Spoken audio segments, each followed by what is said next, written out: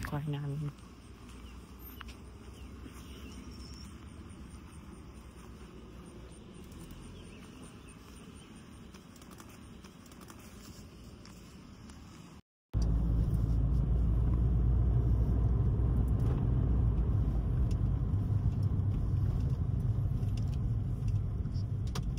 Sarado pa?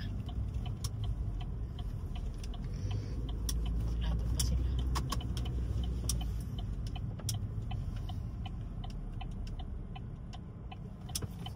Uy, nilipid siya. Wala, puno.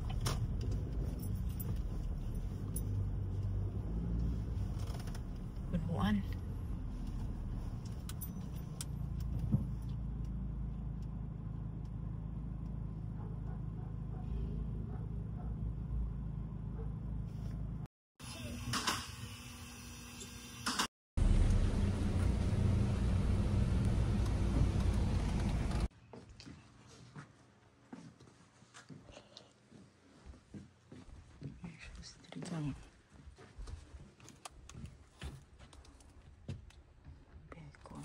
Do you like essential oils? I got this set in.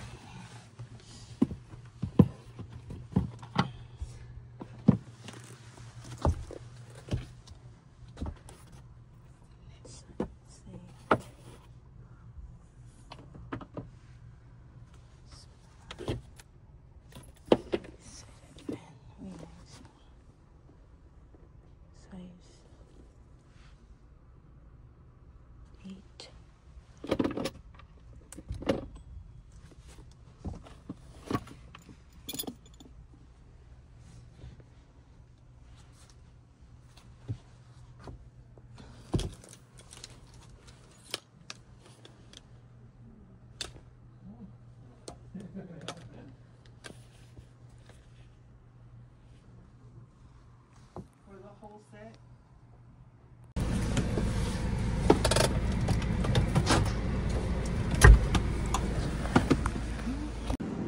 Ew.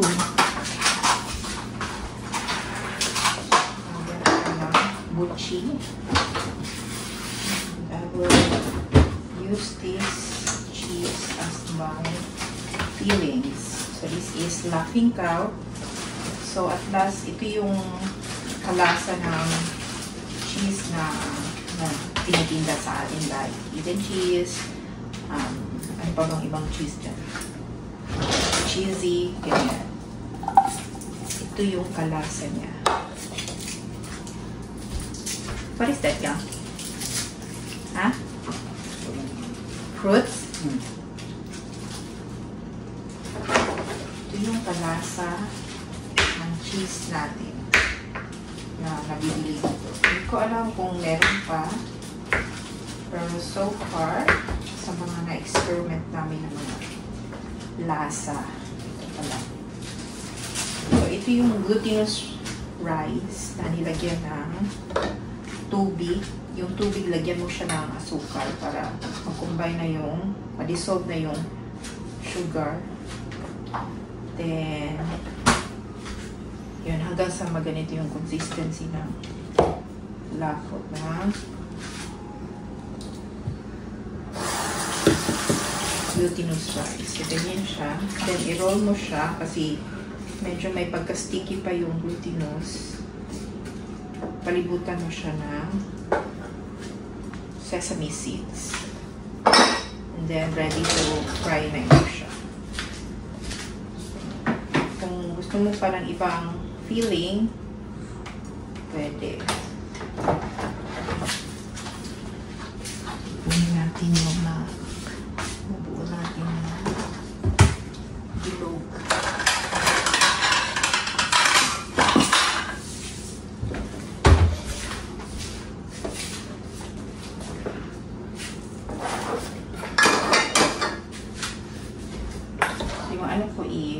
isa siya. Isang kutsarita. Kutsara kasi yung gamit ko. So, isang kutsarita. Then, i-roll. Ganito lang siya para pag pagluto, madali lang maluto, pati yung sa loob. Or madali lang naman ito maluto pag makita mo na sa pag deep fry mo, lumilitaw na yung yung balls na butchi, luto na siya.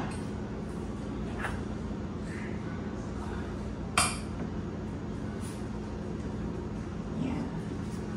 So may lasa na ito kasi nga yung water natin na ginamit para pang bind, para mag-bind pala, ay meron na siyang asukal. So, siguraduhin mo na palibutan siya ng sesame at dumikit talaga yung sesame. Kasi para hindi marumi yung mantika mo na may lumilitaw na mga sesame seeds. Kasi yung mantika mo, pwede po pa itong reuse. Kasi hindi man talaga mga dumi na yung mantika na pinapituhan ito. Sayang kasi deep fry, maraming mantika na gagamitin. Parang kukulangin yung aking sesame. So, naisipan ko lang na gawin ito na butchi. Kasi baka mag-expire itong aking sa 2026 pa pala mag-expire to. Kanina nagluto kami ni Emma ng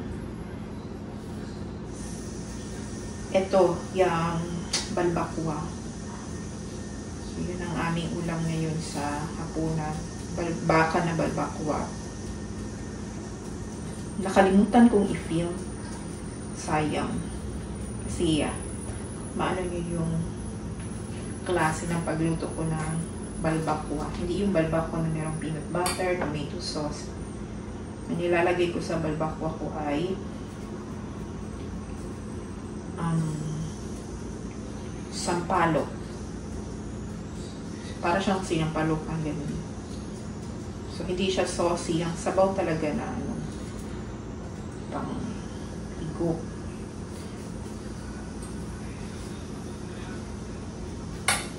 So, ito, ang nagamit ko is 3/4 ng 16 ounce na ganito. Lang naman. So, sa isang ganito pa, ganito yung Laughing Cow na cheese. Naka-freezer to, so madali lang siyang slice. Kasi kung hindi ito siya naka-freezer, mahirap slicing yung kasi sticky masyado siya. Para siyang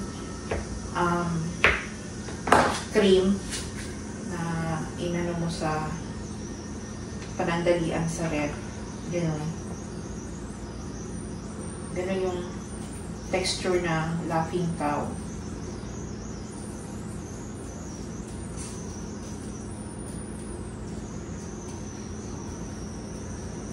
Dali lang, yan ako sa So, ganyan siya. So, ang nag-ano nito ay nag-introduce ng Laughing Cow sa amin, si Ma'am Iyay.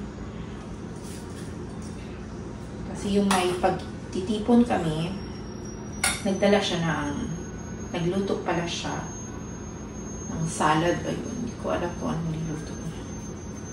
The salad, something salad. Tapos, nung nakatikman ko, may mga bits doon ng cheese na sabi ko anong ginamit niya. Ayun. So, kala namin yung Pinoy na cheese ang ginamit niya. Tapos, binabanggit ko sa kanya na wala pa akong nakita dito na cheese na kalasa ng cheese sa atin. Ang kasi dito is sharp masyado ang lasa. Then, paano ba? Medyo maalat. Ganyan. Ganyan yung cheese dito.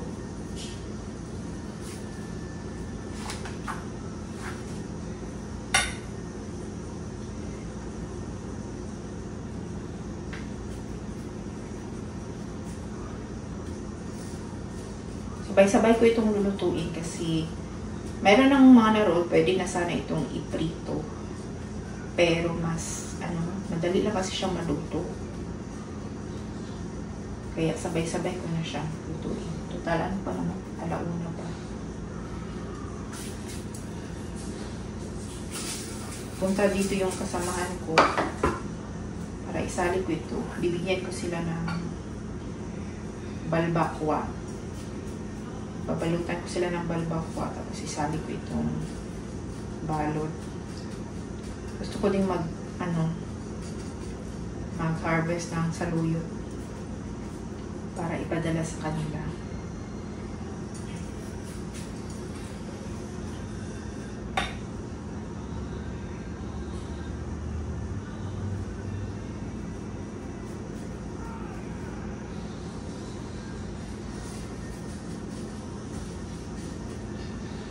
So, hindi masyadong marami yung sesame kasi nga kulang. Parang kulang. Pero napalibutan naman siya. Hindi talaga yung punong-puno siya na yan yung ganun ang nagawa ko. Tapos, palagay ko medyo basa yung nadamihan ko siya ng tubig. Pero hindi ko na siya gustong lagyan ng tubig kasi hindi nadidikit yung sesame. Kasi kung lalagyan mo pa siya ng glutinous, na siya, titigas na siya. Tapos, kailangan mo pang basain yung surrounding ng yung bilog ng ganito. Then, para magdumikit yung sesame seeds. So, ganun ang gagawin mo pag halimbawa, hindi masyadong basa yung bochi, yung glutinous rice mixture. Ang gagawin mo ay basain mo yung bilog ito. I-roll mo siya sa tubig. Tapos, yun na. Mangyari, yung basa, yung palibot lang, pero yung loob ay hindi siya mamasa-masa.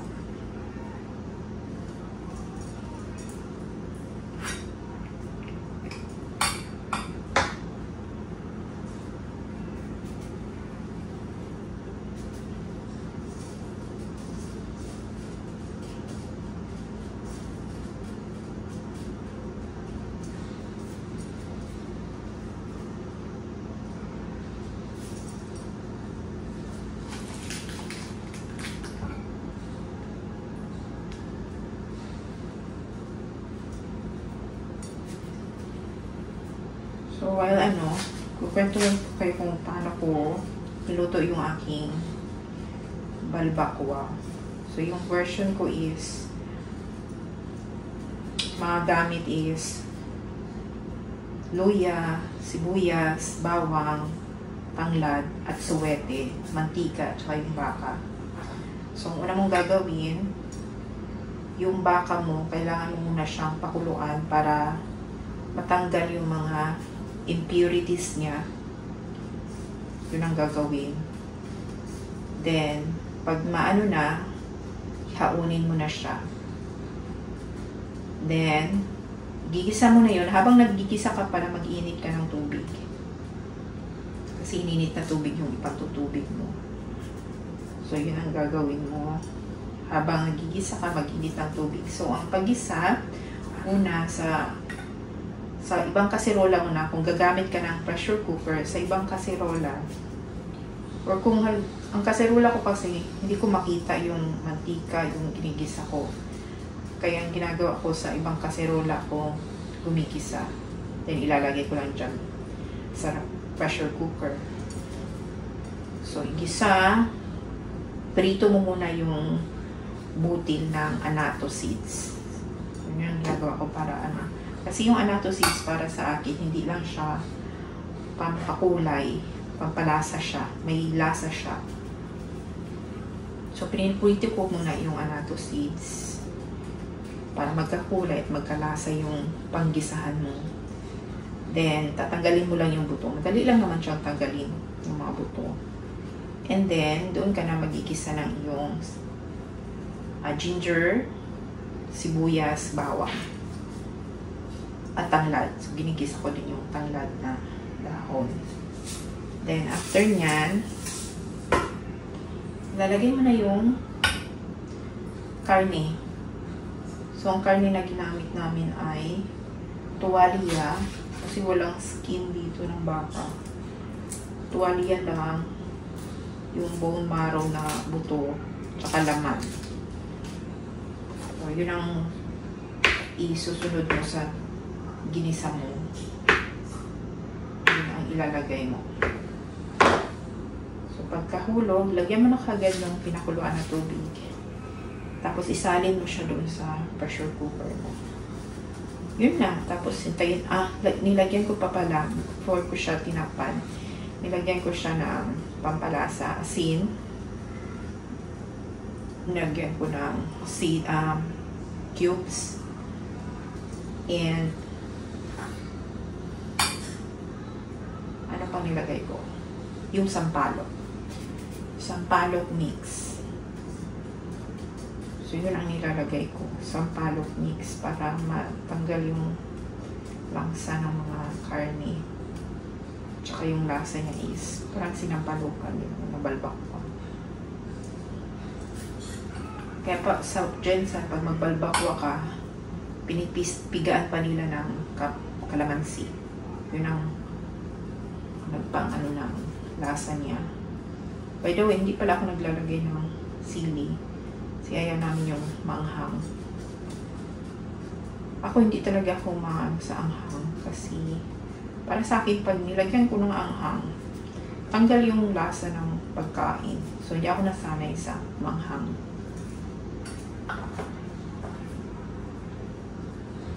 So, yun ang aking version ng balbakwa. Nagbalbakwa kami kasi nakakita kami ng tuwalya sa Walmart na part ng baka. Tuwalya. Then, may natira pa doon. Ano yung sabi ni Emma? Mag-goto daw siya. Gusto niya mag-goto. Na-miss niya yung goto.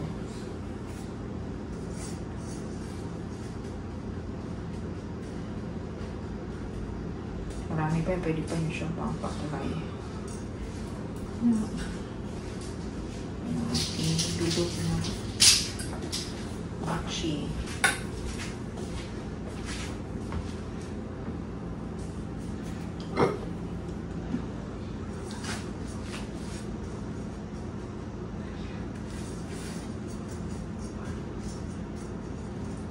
Meron na lang dalawa na lang silang slice.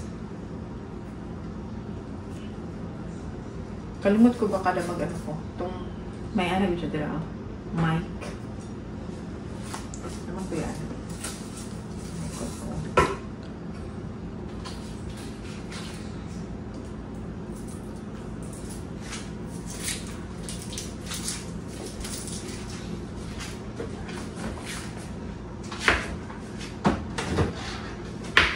Sa chowking, ano nga yung lasa ng butchi ng chowking? Parang yung anong nasa loob? Ube. Ube?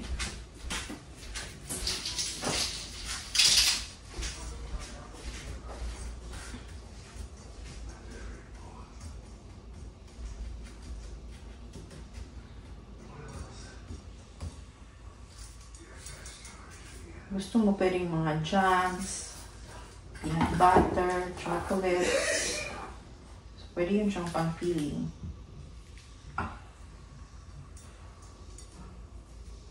Cream cheese.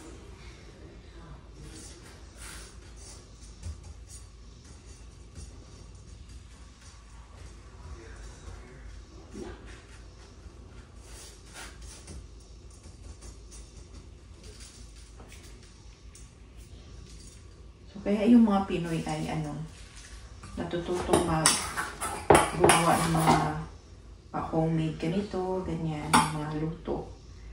Kasi wala dito masyadong mga food chains Meron silang mga food chains. Yung mga food chains na nandito na meron dyan sa Pinas, may Wendy's, McDo, KFC,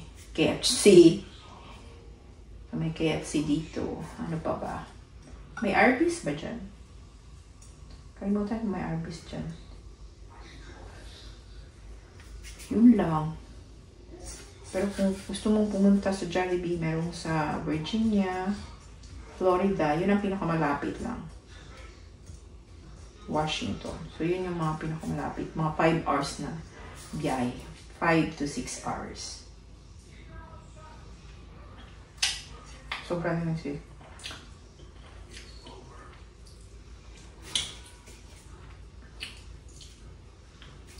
Maliit masyado na butchi. So, ayun na. Nabilog na natin lahat. So, yung 3/4 ng 12 pounds, ang nagawa ko ay 2, 5, 10, 15, 20, 25, mga more than 25, less than 30 na balls. And then, ready na tayo sa ating pag-fry. Ito lang ako gagamit. Pagprituhan ko ay malalim lang na kaserola para konting mantika lang ang kailangan. Kasi kung kawali, maraming mantika ang need mo para matawag mo na deep fry. So, lagay ko na yung mantika. Yan.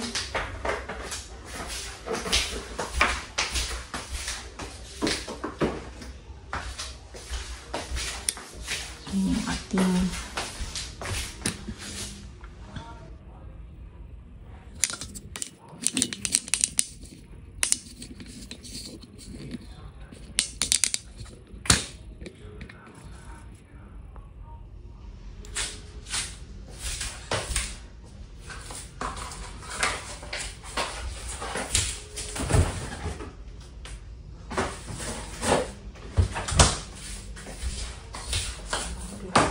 yan ay higasan natin mo.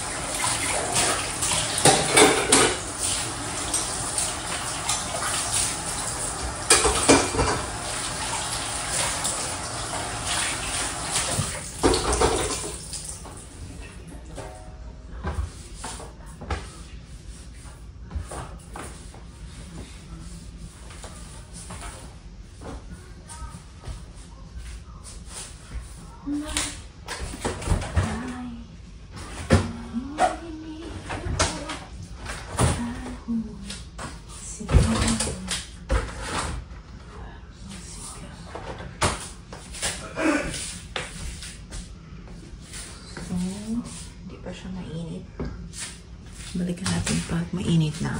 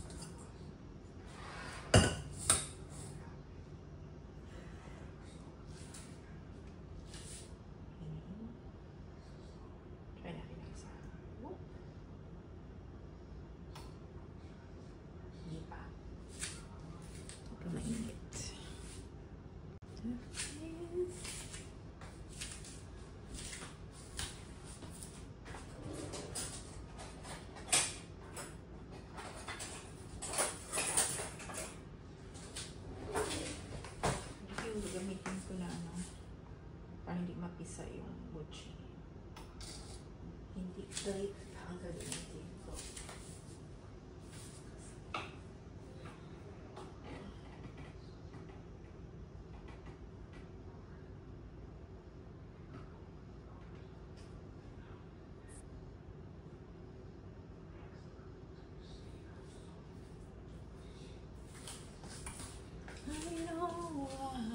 Init na siya. Para yung isang ano pa na nandito, isang mochi. So, hindi talaga siya deep fry. Sayang kasi ako sa mantika.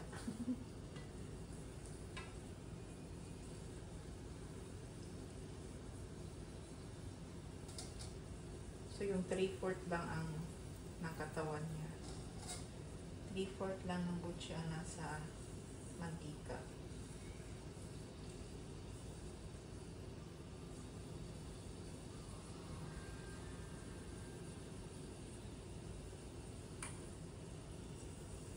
So far, itong mochi is nasa high siya. So, gagawin ko ipa medium ko siya. At pumuputok na siya kasi yung cheese na nandyan, gusto niya yung lumabas.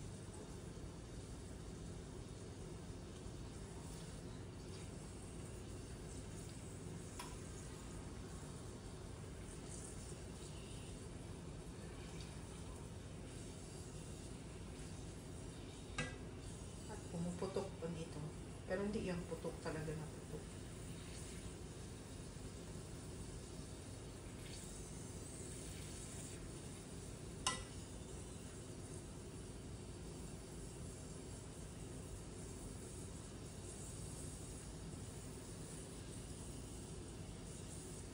Ang hinayang ko pa na di mamihan ko.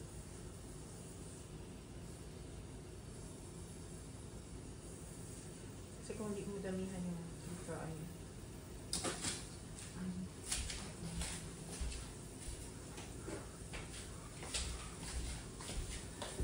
total magagamit pa naman ng mantika. Tanggalin ko na ito.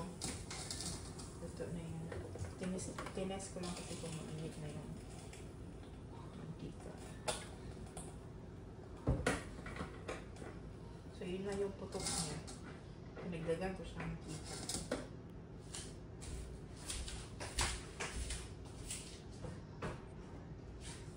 Tuyan ko lang yung kita kasi nagsasayangan ako ba sa kita. So, ihay ko muna siya.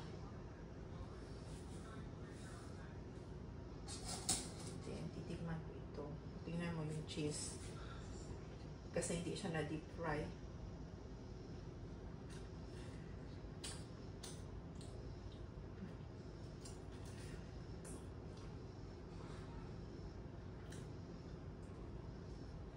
Sarap.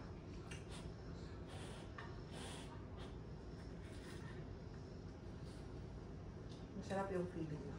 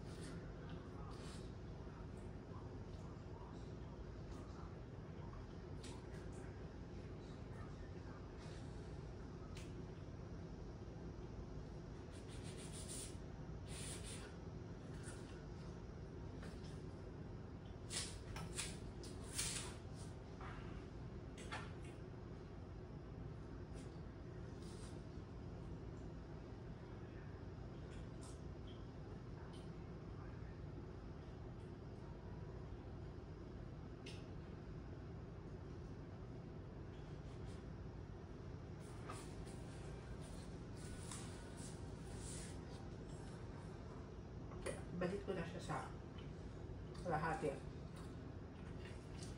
Okay, lulunod ko na. So ito, deep fry talaga to.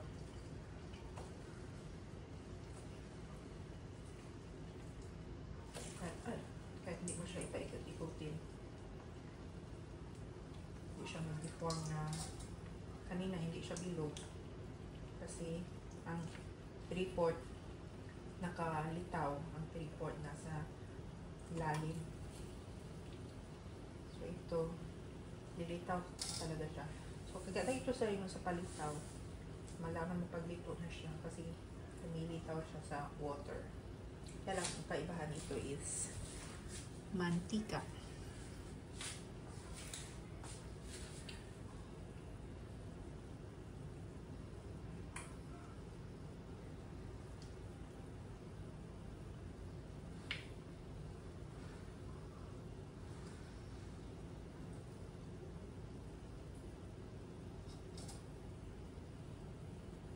Kaya maganda dapat talaga ang pagka-roll mo para yung feeling sa loob ay hindi maano, hindi pumutok at lumabas.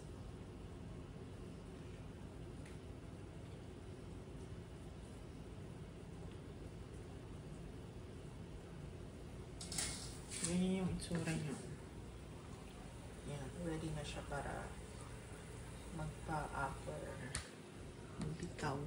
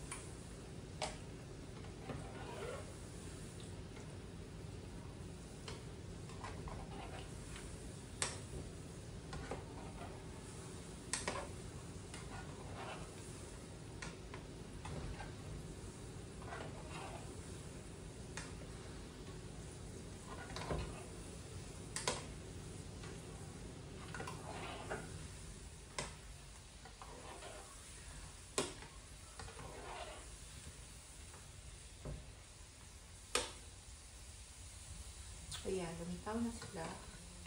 So, pwede mo na siyang haunin.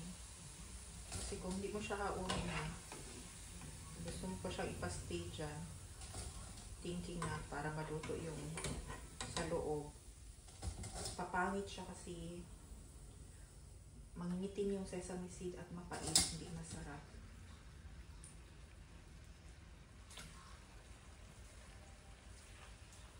yung paglitaw niya, ihaunin mo kaagad siya.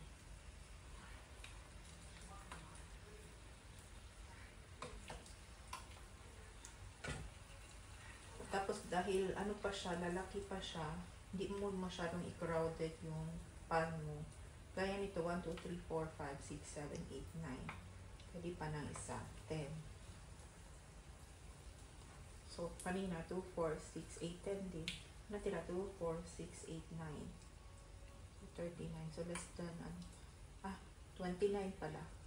So, less than 30 lang. Tapos, meron kasing, maliit masyado.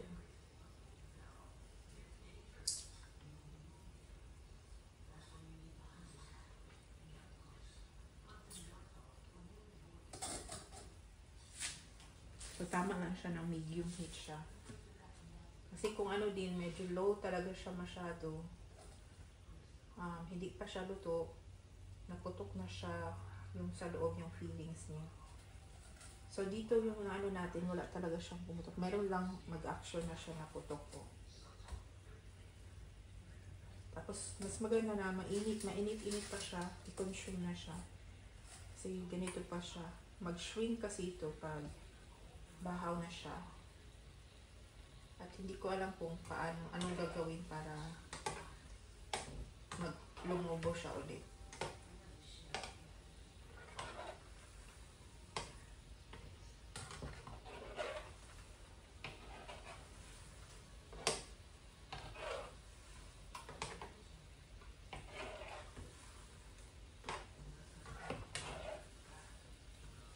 So ito yan Kanina pag-angat ko medyo luto na siya, pero dahil hindi pa siya umangat na lumitaw, ganun, pa siya luto. So, hintayin mo talaga na mag-float siya sa paan.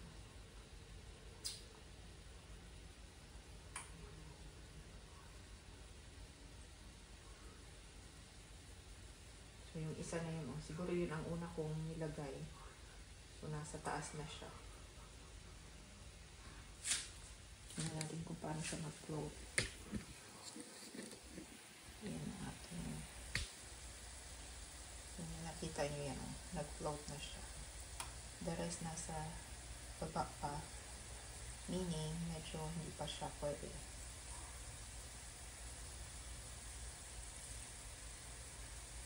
Yan, umaangat na siya. So, tumapaangat na siya. At yan, sabay-sabay na sila lahat. Yan, tapos mag-ready ka na kaagad kasi haunin mo na siya. Oops, ano ba yun?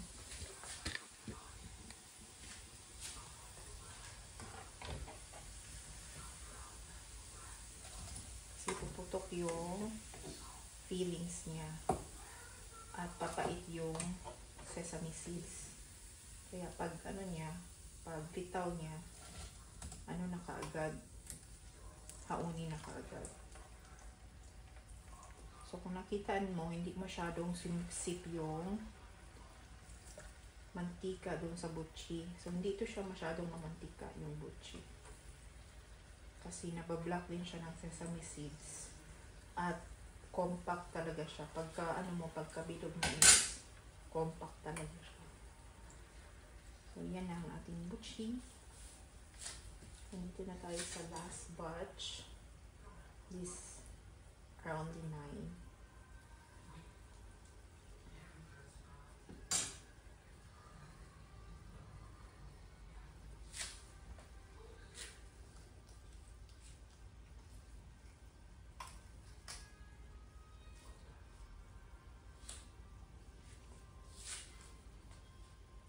So, yung title ko nito is na-discover ko na kung ano yung cheese na kalasa sa Pinas.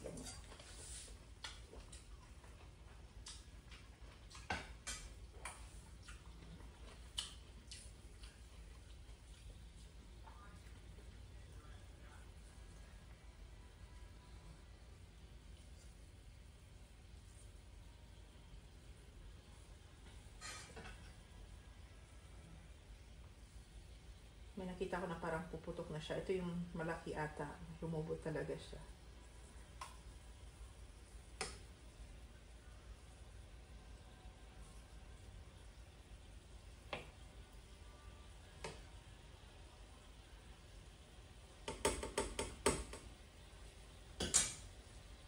Ito yung mantika na.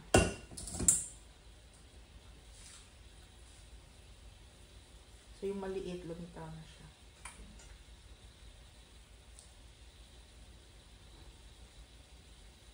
So yung mantika mo, i-filter mo lang siya para matanggal yung mga na lumalangoy na mga sesame seeds.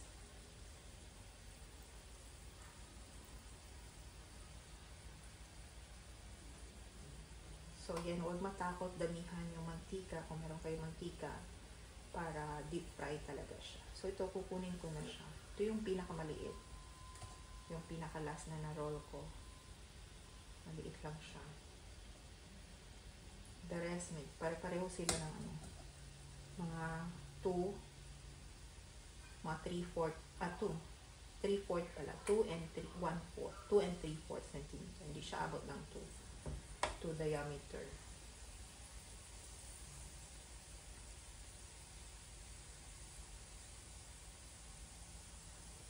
So, ayan, i-off ko na siya. Kasi mainit pa yung mantika. Hinihintay ko lang na ito. Lumayo talaga siya sa taas. Lumitaw pala. So, ayan na. Tapos na siya. Ito na yung ating last batch.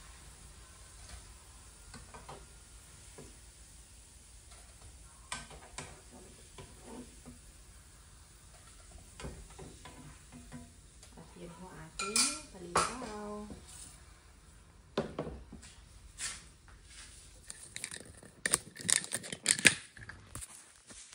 Ito, sinabi ko kanina.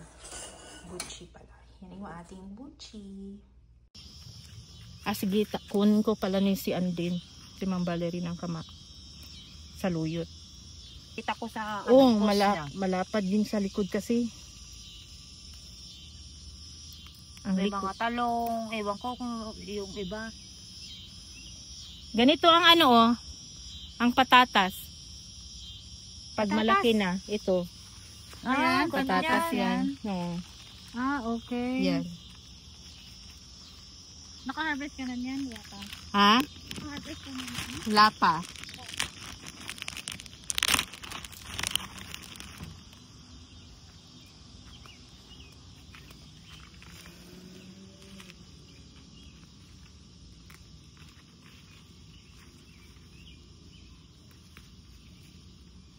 Malunggay mo, malunggay. Ayan. Maulang na siyang nag-survive.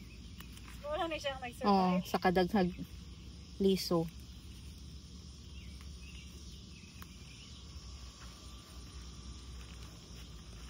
Ito, sa sunod, ito na naman harvestin natin.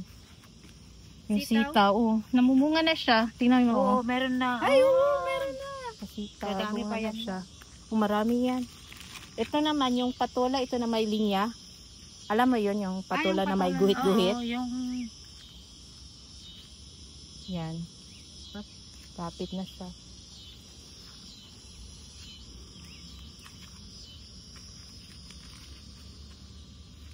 Sunflower.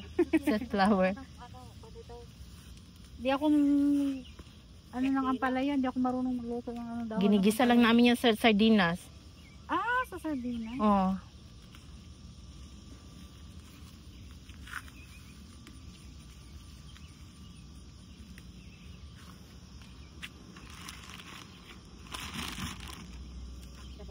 Napuno na gina-dayan ang gisumpayan na. Oo. Gisumpayan na ako kay taas man siya, aron na pud taas. Ibalik diri Oo, ana usahay na.